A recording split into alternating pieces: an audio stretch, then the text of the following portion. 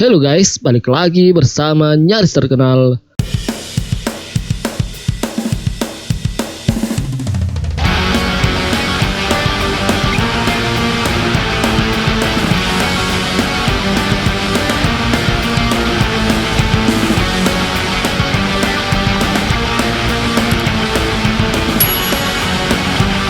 Geopolitik di kawasan Laut Cina Selatan tampaknya akan berubah dengan perjanjian baru antara Amerika Serikat, Inggris, dan Australia yang memberi kesempatan bagi Australia untuk membangun kapal selam bertenaga nuklir di Adelaide.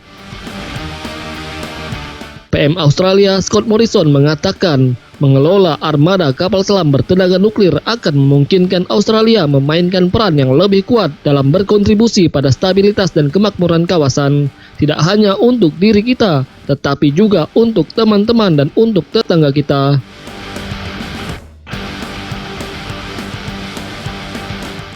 Amerika Serikat tampaknya ingin menambah tekanan terhadap armada Cina di saat Tiongkok terus menggaungkan bahwa sebagian besar wilayah Laut Cina Selatan merupakan wilayah mereka. Tentu klaim ini dilakukan Beijing setelah mereka mengukur dan mempercayai bahwa armada lautnya memang kuat untuk mendominasi di kawasan Laut Cina Selatan.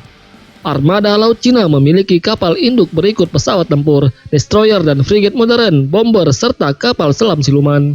Armada ini diyakini Cina dapat melindungi klaim mereka atas Laut Cina Selatan.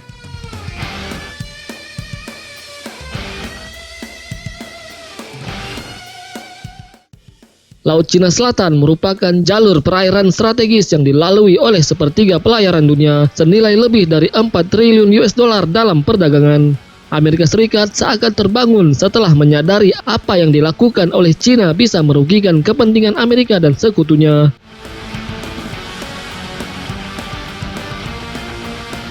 Amerika pun mulai gencar mengkampanyekan kebebasan bernavigasi di Laut Cina Selatan.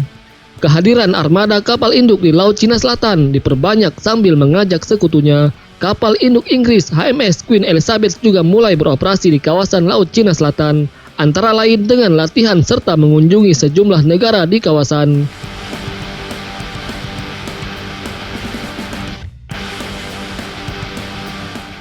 Memasuki pertengahan bulan September 2021, kelompok tempur kapal induk Amerika beroperasi di Laut Cina Selatan, di mana armada Laut Cina juga berlatih di dekat mereka.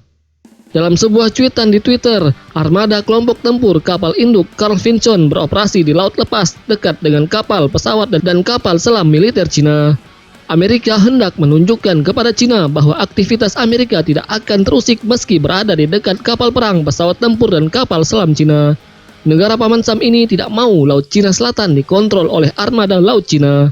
Cina dan Amerika Serikat sama-sama memiliki armada laut yang kuat dan modern. Keduanya punya kapal perang yang canggih dan modern, serta didukung oleh budget yang besar. Jika dicari perbedaannya, maka bisa dikatakan armada Laut Cina belum pernah berperang di luar negeri. Namun, Cina memiliki jalur suplai logistik yang lebih dekat jika pecah perang di Laut Cina Selatan.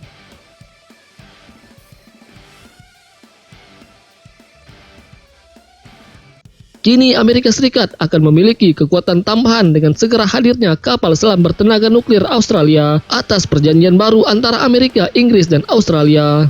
Amerika juga berupaya menghidupkan kembali eks-pangkalan lautnya di Subic Bay, Filipina. Jika ini terwujud, kekuatan Amerika di kawasan Laut Cina Selatan akan terdongkrak karena suplai logistik untuk armada Amerika menjadi lebih dekat. Apabila terjadi perang antara armada Amerika dan Cina di kawasan Laut Cina Selatan, apakah Jepang dan Korea Selatan secara otomatis akan membantu Amerika Serikat?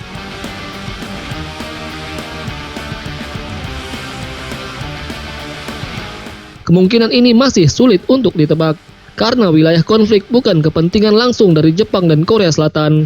Selain itu, Jepang dan Korea Selatan bukanlah lawan tanding dari Cina, karena kekuatan nuklir Tiongkok harus diperhitungkan. Lalu bagaimana dengan Korea Utara? Negara ini akan bergabung ke pihak mana? Sama kasusnya seperti Korea Selatan dan Jepang. Apa kepentingan Korea Utara terlibat dalam konflik di Laut Cina Selatan?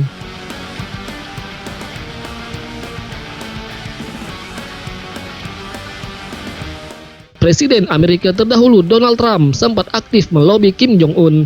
Mungkin Amerika berharap jika harus pecah konflik dengan Cina, minimal Korea Utara netral tidak bergabung dengan Tiongkok. Skenario terburuk bagi Amerika jika pecah konflik di laut dengan Cina adalah mereka harus bertempur sendirian melawan armada Cina. Dalam skenario ini, posisi pangkalan laut Amerika di Filipina dan dukungan pasukan di Australia akan menjadi vital.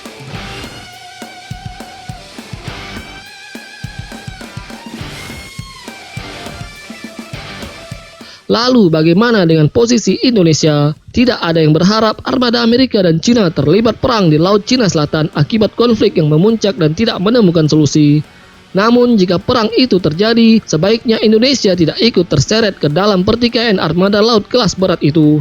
Indonesia juga harus bisa mengkondisikan agar konflik tidak terbawa masuk ke wilayah Indonesia, karena dampak dan kerusakan yang ditimbulkan akan sangat besar. Perkarangan rumah harus dijaga dengan kekuatan yang memang diperhitungkan pihak asing. Jikapun terjadi konflik, kita masih bisa melawan dengan pukulan yang kuat.